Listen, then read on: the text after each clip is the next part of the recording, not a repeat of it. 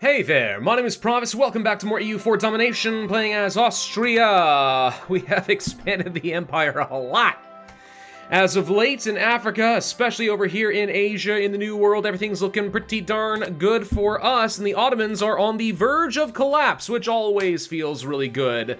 The next big target remaining is going to be Wu. Wu needs to go away. They are the second largest great power. I mean, not even 10% the power I've got, yet they are considered still to be a world power with 130,000 troops. I'm trying to build up a glorious navy with which we will be able to swoop upon them and take advantage of the fact that I have a whole load of claims off in this direction.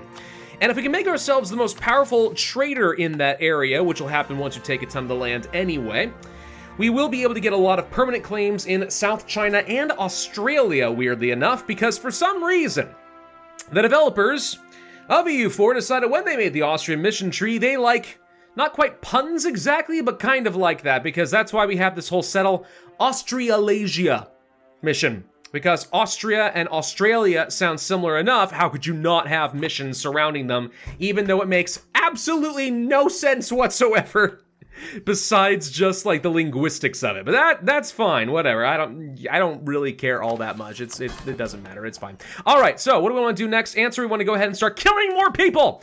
Let's go to Kilwa, for example. Wait, I don't have a claim against them. What about Yemen? I can do Yemen. Let's go ahead and co-belligerize Kilwa.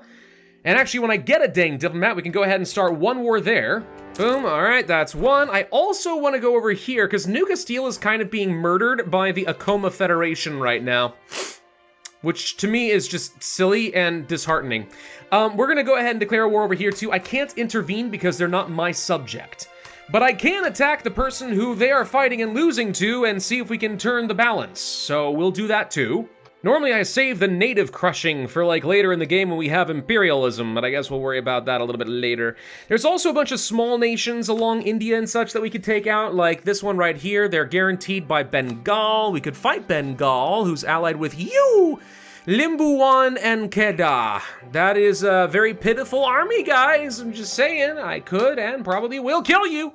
Ayutthaya would also be a fairly good attack right now. We could definitely take a lot more of their coastline, start working our way around Southeast Asia. Malacca needs to go, though they are allied to Japan, so I can see that becoming kind of annoying. Once we have a larger navy, a lot of this gets easier, because then I can start flexing my power and just dropping off 100,000 troops wherever I want. We'll also go ahead and declare a quick war over here against Sunda, see if we can finish these guys off. They shouldn't have a whole lot to use against me. And we got some more claims down in that area anyway, so that'll be good for us. Basically, the world's my oyster. It's only gonna get easier when I have imperialism, because then I don't even have to worry about things like claims and justification of war. I can just kill whoever I want, whenever I want, and I don't have to feel bad about it. And I did start the annexation of Aragon. I just don't see any reason to let them live anymore. I mean, like, I can't give them any territory. They never went for any sort of, like, colonial ideas, so their colonial range kind of sucks. They've taken all the land that they can, and I can't annex them with the HRE button, so we might as well just go ahead and get that ball rolling. Let's eat them. And yeah, I'll go ahead and attack Bengal as well. You know why? Because the vassal swarm's already sitting here in India. They're here. They might as well. Go feast, my children. Go, forth, devour their flesh. It really does sound so gosh dang creepy, doesn't it? But that's how you play the game, all right, man? If you're gonna go vassal swarm, you want ravenous locusts. That's how you win. Ugh, and finally I can be done with all this nonsense around being overextended. Overextended, I will have you know that I am an administrative genius, okay? For all intents and purposes, all right? I can handle all of this stuff, no problem. My empire's freaking massive. It's as decentralized as it freaking gets in this game. I should be able to handle a lot more. The Treaty of Tordesillas. I get colonial Louisiana for myself. Oh, right. Hello. I'm gonna call this one Mrs. Silly, because it's very silly. Crown colony? Yeah, why not? That's fine. And of course, let's go ahead and make sure these guys get subsidies for the rest of the game, so they have no excuse not to build up the largest army they can afford. Also, please explain to me how Castile somehow won this war against the Acoma Federation. They were outright losing, and yet somehow they got some territory out of that. I don't know how. That's weird. I can't believe it's only 1660 in the game right now. Doesn't it feel like it should be a lot further along? Doesn't it? A little bit? Maybe? Maybe that's just me. I'm completely on autopilot when it comes to Bengal, by the way. I'm doing absolutely nothing. The Vassal Swarm is doing the Lord's work right now. Oh, it's a lovely thing. You love to see it. Once again, I am the Papal Controller, which feels real good. I'll go ahead and spend 17,000 ducats to get a little more papal influence per year. Why not? It's a total waste of time and money, but like, yeah, what am I gonna do? I've got so many thousands of ducats, I don't know what to spend it on. Improving the lives of my people? I don't think you guys understand how people stay in power, all right? I need them dependent on me. I don't want them doing well. Let's remember, by the way, that I do still have a mission where I need to start doing some development in a few places. Specifically, any of these highlighted provinces here, formerly of Bohemia and of Hungary. 25 owned provinces need to have at least 10 developments, and then some areas need to have a development of at least 30. Wow. Okay. Well, I'll just go ahead and use the local development cost edict, shall I? That seems fine. Uh-oh, my air died. Yeah! That's the second time I got one of those 50-50 events, and second time, no, did not pass that one, which makes sense. Statistically, that makes sense. No air, huh? That would normally be a bit of a problem. But it's not like I have royal marriages with anyone who can, like, try to seize my throne or anything, and so it's probably fine. Oh, wait, we got an heir? It's Albrecht, 141. Maria Theresa becomes our new emperor. You know, if we're gonna die, I wouldn't mind just letting her be regent for a while. That'd be fine. The House of von Pranch. I was a little bit worried we were gonna lose the von Habsburgs. If I did not have a von Habsburg by the end of this game, God, I would just be so sad. And that finishes things up with Bengal, so we take a whole load more territory there, because once again, I had a lot of claims, so that was easy enough. Alrighty then, are the fleets done yet? Not completely, but pretty close. Alright, so actually, hang on, there's 20 heavies and 80 transports. That's good. How many ships does Wu have? Wu has 79 ships. I don't know what kind of ships they have, but I'm willing to bet that mine are bigger and better. I'm gonna go ahead and start training up a couple of fresh armies, specifically for this invasion. Scotland and the Teutons just insulted me. You want to try that one again there? Scotland? You want to try that one again? Because I have a big annex button just sitting here, waiting for you, and you're begging me to pull the trigger. And now Aragon is fully annexed. Beautimus. Alright. Of course, they were a little bit more expensive than some of the other ones have been in the past, but there we go. So Austria grows once more. And I'm going to go ahead and start upgrading these Malta forts. I could see this being useful. Get this all the way to the maximum level. War score cost versus other religions minus 15%. That's pretty darn good considering what I'm going for. And guess what I've got? Stupid amounts of money. So, we can just, like, finish it, like, now would be good. It's just gonna cost me a few thousand ducats. I mean, like, what's a few thousand ducats? It's chump change, that's what it is. There we go, level 3 Malta forts. That is the fastest construction ever done, all right? I'm like, I can literally throw money at the problem. I want it done by the end of next week. And that's basically exactly what they did. But thank you, that's good. Oh, and the English Civil War has ended. Okay, and it looks like they may have actually gotten rid of Oliver Cromwell. Well, that's a shame. I like seeing Ollie hanging out, but all right. We're gonna go ahead and declare war on Hormuz. They've gotten too strong. They're doing too much. I don't like it. I think we go ahead and just smack them down a little bit. Thmacka, thmacka. And it looks like the Ottomans are being overwhelmed with peasants. Couldn't keep your peasants under control. Ugh, what a disgrace. Truce with the Ottomans has also ended, and we can do a government reform. Well, hello. All right, so we got a few different things here. Legitimization of power. This all comes down to Enlightenment theory. Machiavellianism reign? Rules of the Republic, 2 treaties of government, Leviathan, and the social contract. Sorry, construct is a totally different thing. Right, I've actually read some of the works of these guys. It's actually quite fascinating, the differences between, let's say, John Locke and Jean-Jacques Rousseau, and Thomas Hobbes, and so on. But, what do we want here? Well, social construct, gosh dang it, contract. Society today is just ruining me. Is interesting, but probably not what I need. Yeah, I think we could skip this one. Leviathan, I don't think we need. 2 treaties of government, I definitely do not need. So, national unrest and years of separatism can be nice, because it means I have to do a lot less to maintain my territory. On the other hand, Machiavellianism reign, plus 15% aggressive expansion impact is usually terrible. However, I do not care if I have aggressive expansion. Max absolutism is nice, and less stability when I declare war, including when I don't have a casus belli.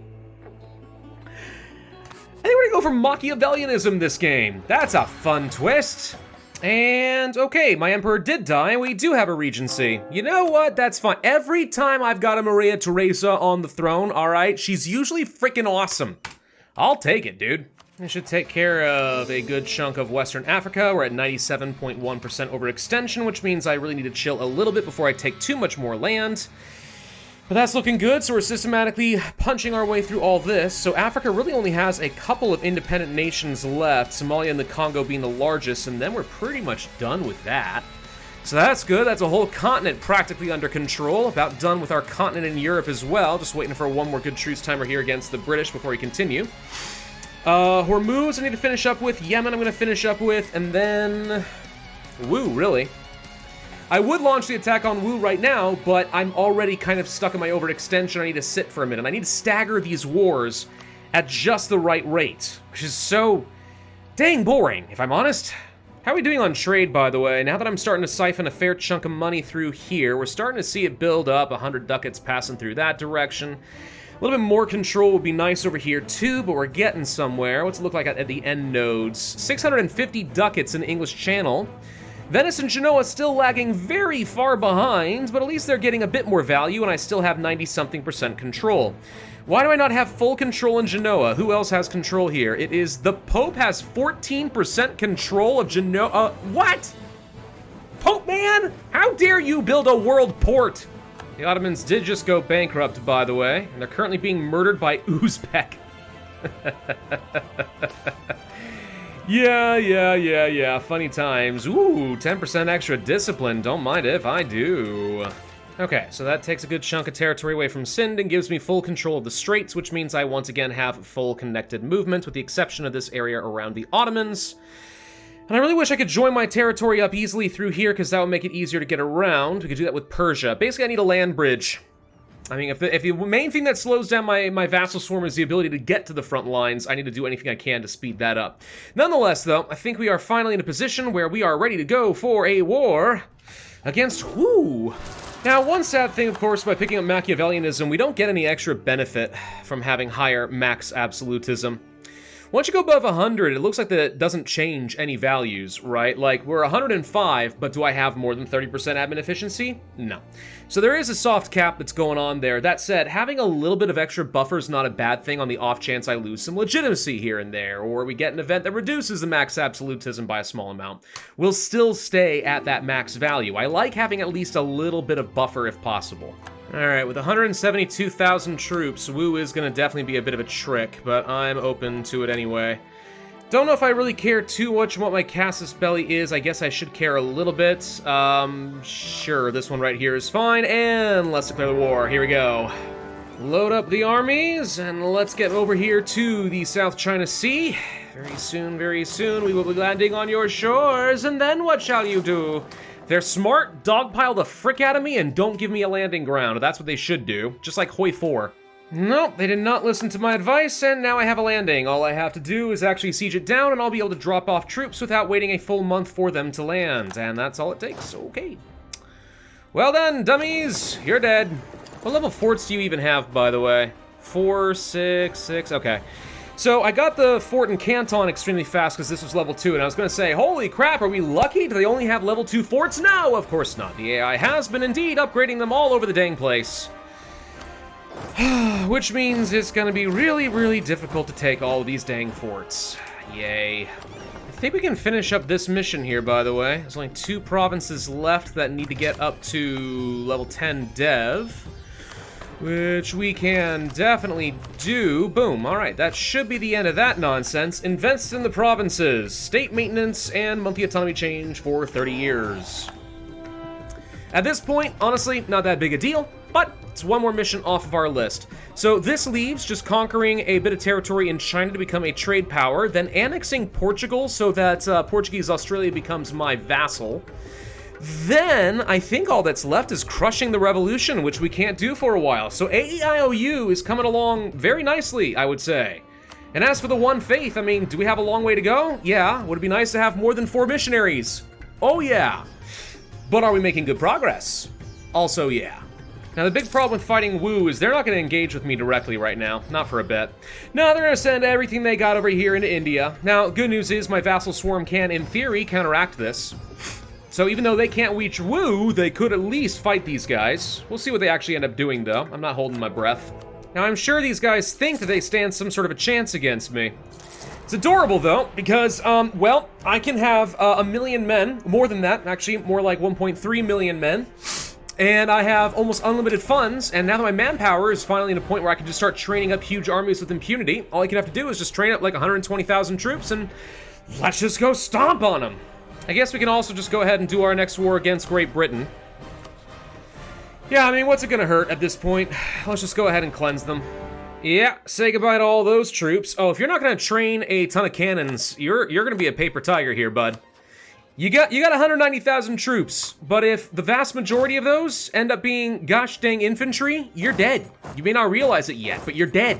Hey, what's this, a mission? The riches of China? Oh, did I take away all your beautiful trade power? Oh no! Permanent claims, please, thank you. So, that's a lot of claims. I guess I'm conquering all of South China. Whoops, I think I accidentally just stack wiped another one of their armies. I wasn't even paying attention. It's like roadkill. I'm just driving along and all of a sudden, thunk thunk. Oh no, what was that? I think I hit a woo. I'm gonna go ahead and swap over to a military focus, by the way.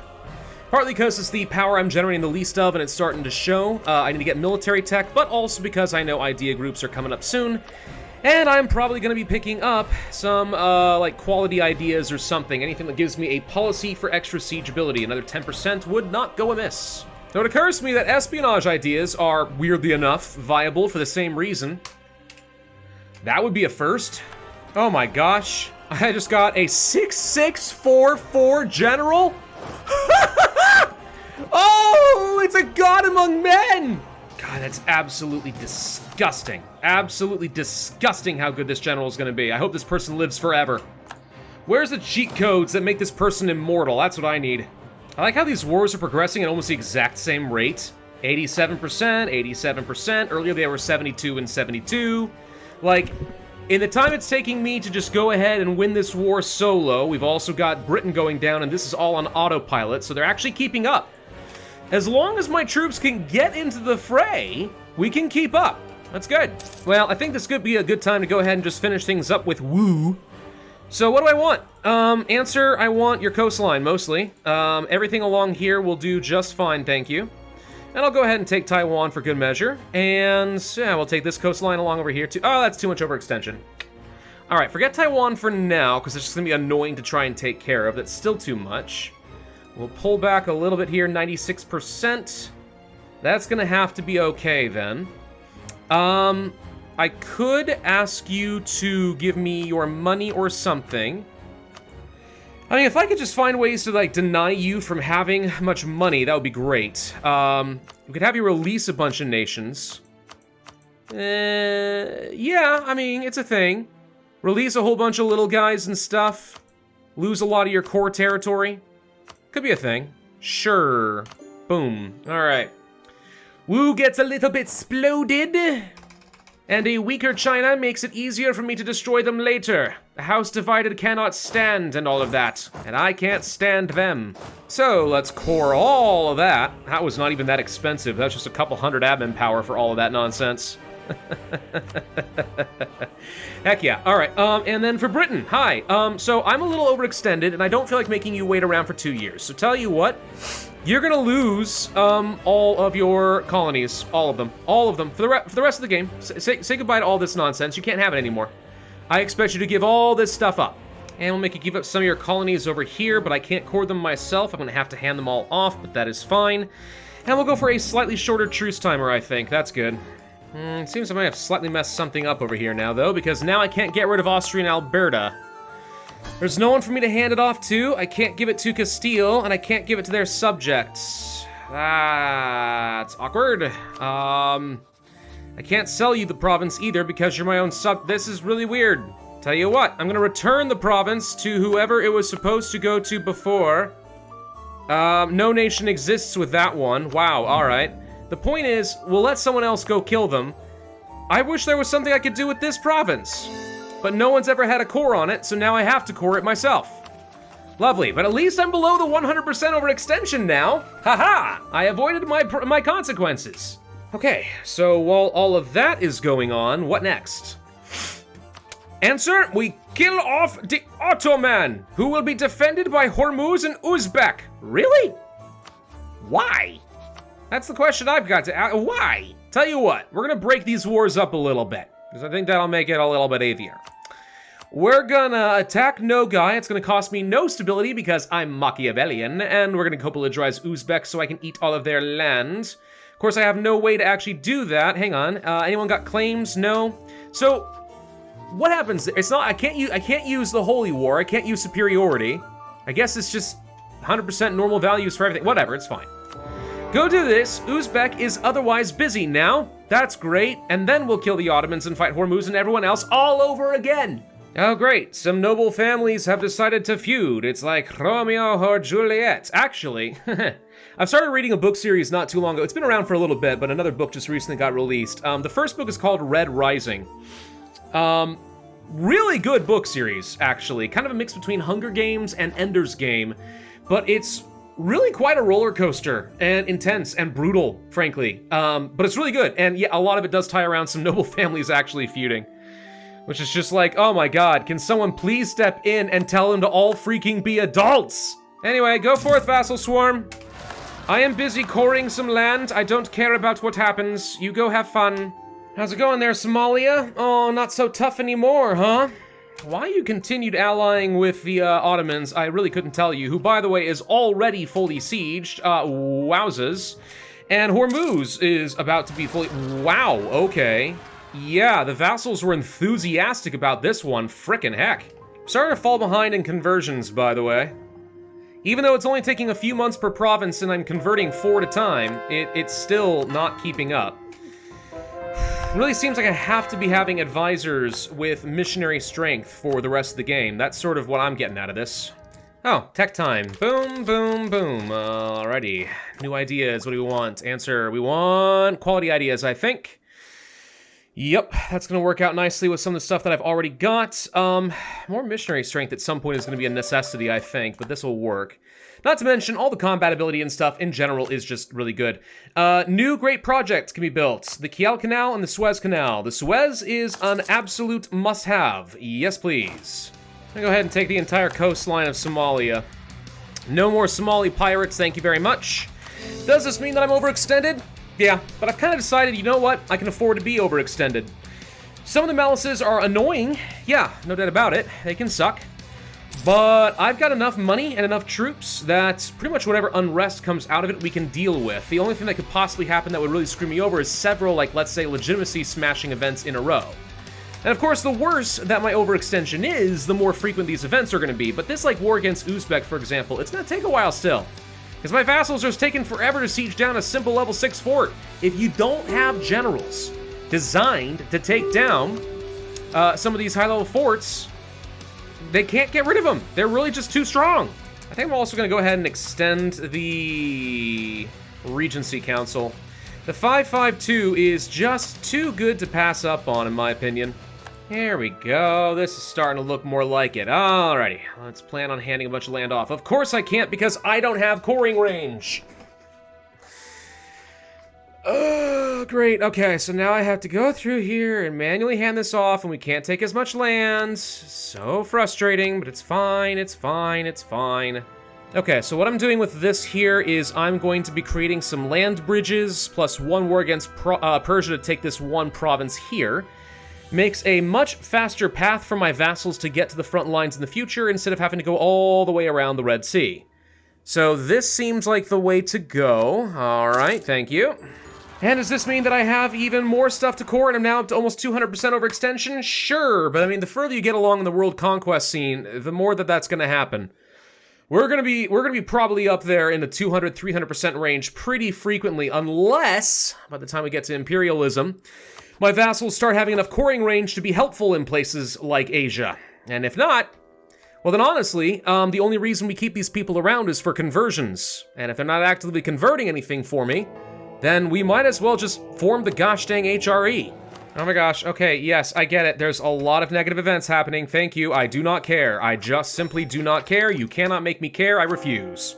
And while all of that's going, next person to fight would probably end up being Persia and Baumanis again. Baumanis, huh? You know, I don't really know if I care that much about Baumanis yet. I think it's much more valuable for me to just go ahead and attack Persia with the goal of doing some reconquests and weakening them substantially. The rest, I can wipe peace out, and we'll come back to them in 5 years, and I think that's completely reasonable. Here we go again. I would like to know why my font is way over here. Trying to figure out how that makes sense. Yes, Austria. And we'll do some cleanup on a couple tiny little nations over there as well. And is there anything else I want to do right now? We'll worry about the rest of Africa later when I have imperialism. It'll just make my life a little bit easier, I think. Britain, we have a truce for at least a while. Ottomans, not even worried, but that's going to be a bit. Woo, going to be a while. Okay, so that leaves pretty much Southeast Asia. And that's it. Southeast Asia, and that is it for a while. Okay, well, I think this is a good place for us to end this video. But thank you all very much for watching. I do hope you enjoyed the gross expansion of my empire. If so, I would ask you to hit that like button, leave a comment, subscribe, make sure you hit that notify bell, and I will see you guys next time.